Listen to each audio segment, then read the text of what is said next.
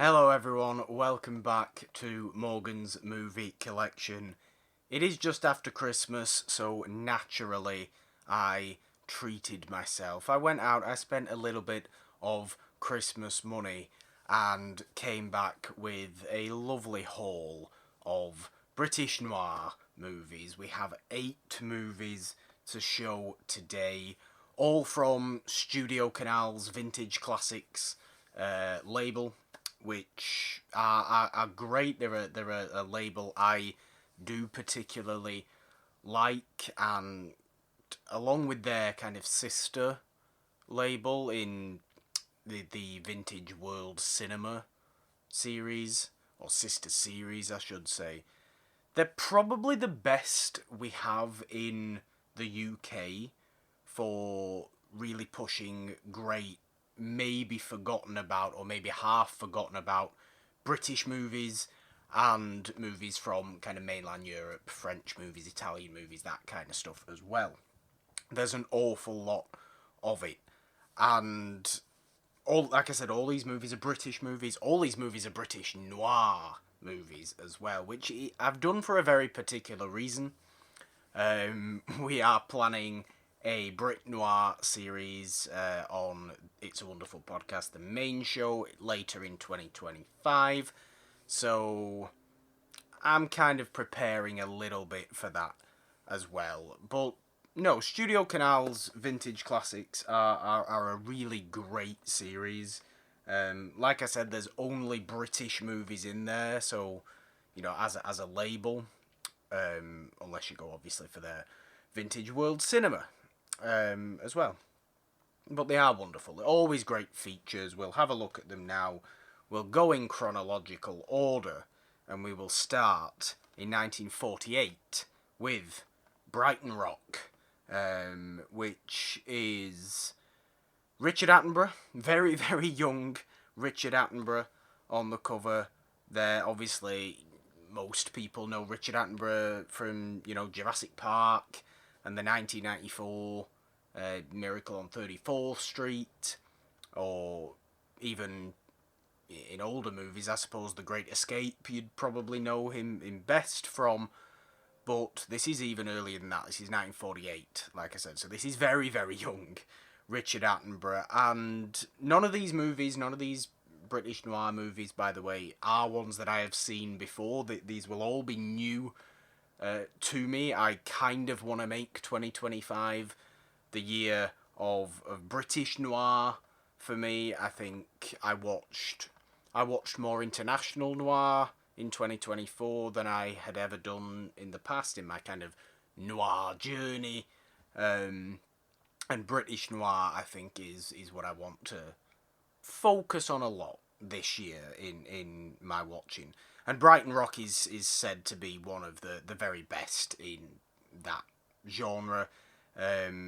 Extras in this, you get an interview with Rowan Joff, you get the director John Bolting and Richard Attenborough interviewed at the National Film Theatre in 1954 as well. It's a Graham Greene, you know, novel based on that.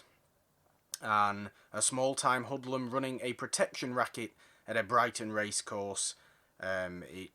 Following the murder of a visiting journalist, Pinky, who is played by Richard Attenborough, pursues a cafe waitress, played by Carol Marsh, a potentially dangerous witness to his crime.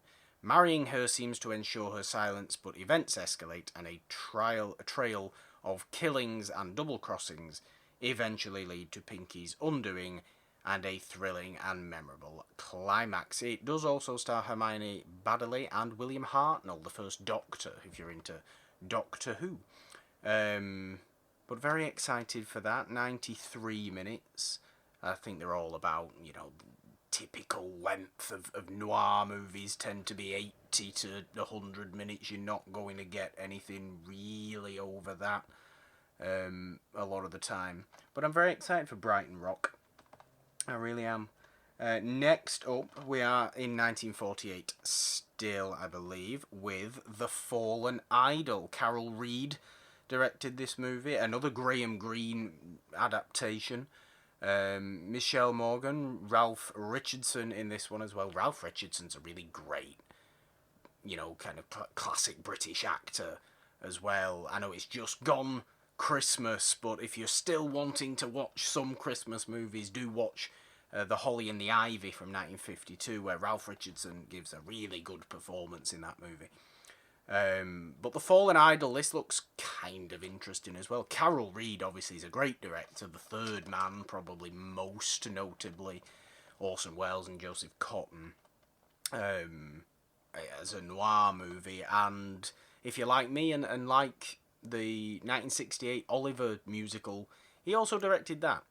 But this is a bit more of a suspense thriller, I think. It tells the story of Philippe, who is a little kid, played by Bobby Henry, the young son of a diplomat who, trying to understand the adult world as seen through the eyes of a child, lies to defend those closest to him. When his butler friend Baines, Ralph Richardson, is suspected of murdering his wife, the vital information that Philippe holds falls on deaf ears. So, I mean, Graham Greene also wrote the Third Man movie as well, according to this, and it's been years since I've seen the Third Man, to be honest with you, and obviously, given that I want to make 2025 my year of British noir, I think I'm going to have to go and rewatch the Third Man again. But exquisitely crafted, intelligent thriller is what it is saying here. Magnificent performances from Richardson and the child actor Bobby Henry, and evoking comparisons with, among others, Alfred Hitchcock. It garnered Academy Award nominations for Best Director and Best Screenplay, this actually. Features-wise, it has an interview with Bobby Henry. Guy Hamilton remembers The Fallen Idol. A locations featurette, an interview with film historian Charles Drazen, an interview with Richard Ayoade, and a restoration comparison. Very interesting indeed. I like it. The Fallen Idol. I'm going to have to figure out how to put those on there so they're not going to fall. There we go. This, we're in 1949 now with Powell and Pressburger, I think. Yes, Michael Powell, Emmerich Pressburger.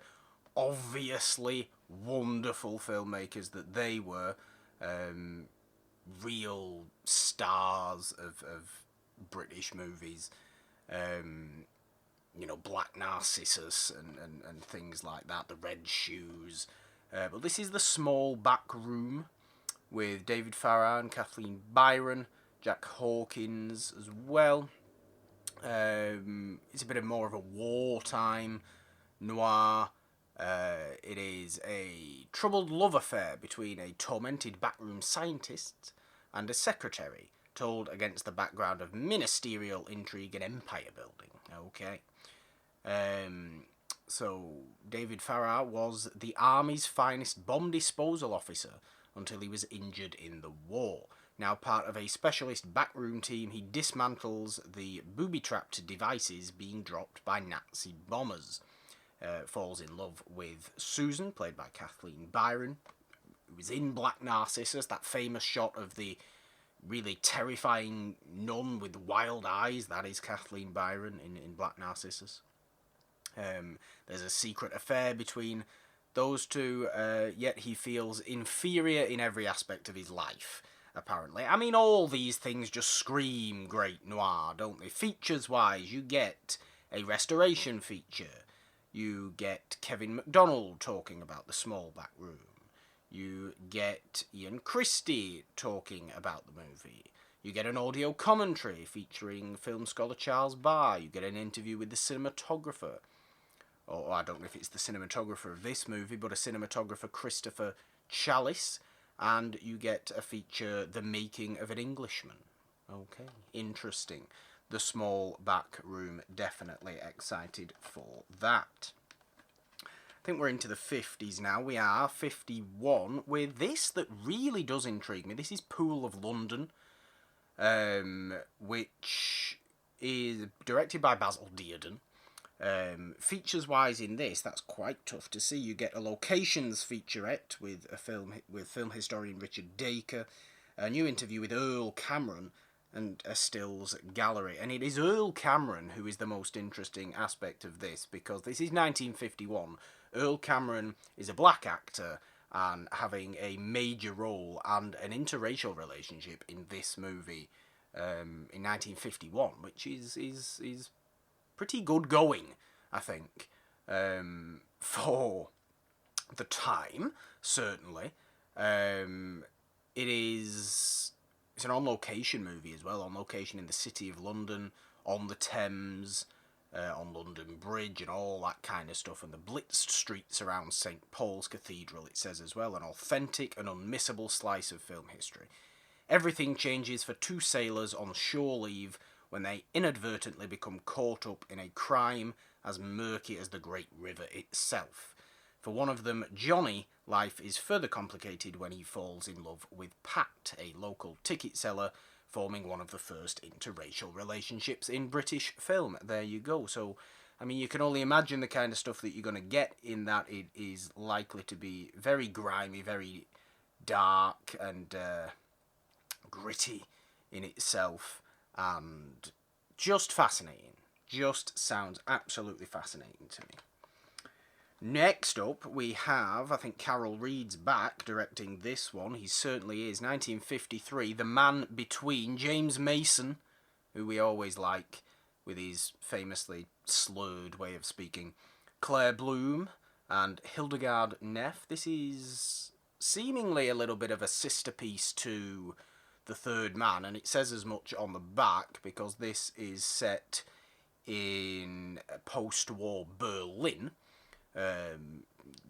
Third Man is post-war Vienna, and it says it's atmospheric portrayal of a city struggling to survive in grim post-war reality of poverty and mistrust. The action is transposed to a divided Berlin and to the beginning of the Cold War. James Mason's world-weary dealer Ivo Kern is ultimately still a decent man, compelled by his love for a naive schoolteacher, played by Claire Bloom, to make one last misguided trip through the Brandenburg Gate with potentially tragic consequences. Features-wise, you get an interview with Claire Bloom, a documentary on Carol Reed, and a BFI audio interview with James Mason from 1967. Very nice there. Everything you could want, I think, there, in The Man Between. Next, we have one that very much intrigues me as well. 1954, The Sleeping Tiger. It says at the bottom here, produced and directed by Victor Hanbury, which was the pseudonym of Joseph Losey, who was a great noir director who was blacklisted in Hollywood, came over to Britain, and started making noir here as well. But it stars Dirk Bogarde, who I do like. Haven't seen hardly any movies with him, but I do find him a very captivating presence. The first collaboration between Dirk Bogarde and Joseph Losey, marking the beginning of one of British cinema's most important actor-director partnerships. A psychiatrist catches a young gunman, played by Bogarde, breaking into his house, but rather than send him to prison, he invites the delinquent to stay at his home as a social guinea pig. The psychiatrist believes he can curb the fugitive's criminal tendencies. Interesting. Features-wise, you get an interview with Dirk Bogarde's biographer and an interview with Matthew Sweet. Very nice indeed. It seems to be a boiling pot kind of noir as well. I can imagine the intensity that's going to take place here. Very nice stuff. Very nice stuff. Penultimately, we have a couple of really interesting ones here. I think these two are kind of sister pieces as well. And aptly I say sister pieces because these are very much female-centred noir. We have The Weak and the Wicked with Glynis Johns and Diana Dawes as well. There is Diana Dawes. We do like Diana Dawes. This is a prison movie, a women's prison movie. 1954 again. Special features, we have From Entrapment to Freedom, Frong Lee and Matthew Sweet in conversation. So a nice conversation about, I assume, prison movies there. From book to film, Melanie Williams on Joan Henry, because this is it's based on a best-selling semi-autobiographical novel by Joan Henry, a writer and former debutante who further drew upon her own prison experience for the novel to this movie, as well as the movie we have coming next. So that gives it that interesting kind of real angle to it as well that I'm kind of fascinated by. You get a behind the scenes stills gallery and the original trailer for this movie, but this looks like a really, really interesting one. Jean Raymond, an upper-class woman with a gambling addiction, is given a 12-month prison sentence resulting from her inability to pay her debts. At first, she's overwhelmingly depressed by life in the women's prison. Gradually, however, her misery is relieved by the many close friends she makes there. So it's interesting here. J. Lee Thompson, Oscar-nominated. J. Lee Thompson does direct this movie. I don't know if he was Oscar-nominated for this movie, but it says he was Oscar-nominated. Very, very interesting stuff. We like Glynis Johns. We like Diana Dawes. What is not to like there? And as its sister piece, from 1956, our last movie, is Yield to the Night, again with Diana Dawes there in this beautiful poster image, which is not just a prison movie, but a kind of death row movie as well. Diana Dawes, of course, you know, Britain's answer to Marilyn Monroe is what she's always referred to, and by looking at her you can kind of see why. She is a wonderfully captivating presence in movies as well. But in one of her most powerful roles in this movie, as Mary Hilton, who, after being convicted of murder and sentenced to hang, spends her final weeks in a condemned cell remembering the events that led to her crime. She fell hopelessly in love with an impoverished musician and left her neglectful husband for him, only to find his attraction to her deflected by his involvement with a rich socialite. When Jim's relationship with Lucy takes a tragic turn, Mary is heartbroken and snaps, transforming her love for him into a murderous hatred for her rival. Features-wise, in this one, we get a new interview with Melanie Williams, film historian and author. We get a new interview with Michael Craig. Film fanfare number 19, Diana Dawes interviewed in 1956. Very exciting. Film fanfare number 12, Yield to the Night premiere from 1957. And behind the scenes stills gallery. This is J. Lee Thompson directed this movie as well, same as The Weak and The Wicked. And it just looks absolutely fascinating. I mean, it seems to be more of a almost psychological horror movie than really what you think of as kind of true noir. But I think that's the great thing about British noir, is that a lot of the time it can go in... I mean, noir generally can go in all these kind of directions. Noir from across the world can go in all these kind of directions.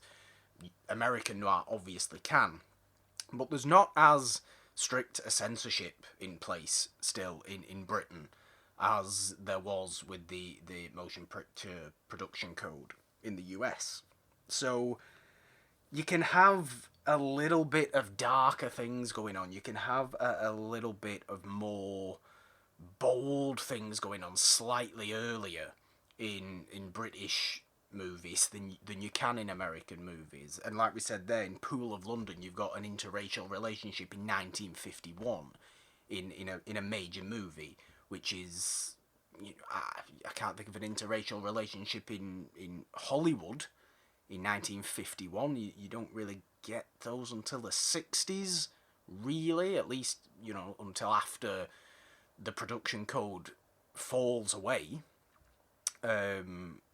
which is fascinating. It's absolutely fascinating. I am really, really cannot wait to get into those 8 movies. Can't wait for our upcoming Brit Noir series on It's a Wonderful Podcast, the main show. Do let me know what you think about these movies. Let me know what you think about StudioCanal and their Vintage Classics and Vintage World Cinema labels that they have, the series there. And if you have seen any of these movies, what do you think of those? What intrigues you the most out of these 8 movies that I have today? But lastly, I would like to say Happy New Year, happy holidays. I hope you have had a wonderful time. I will be back soon enough with another Morgan's Movie Collection. All the social medias, the Patreon, everything else, the main podcast feed. Do subscribe there. You can find all the links in the description of this video. Subscribe, ding your notification bell on this YouTube channel for all the fun stuff we do have here, of course. And until next time, for more great old movies, bye.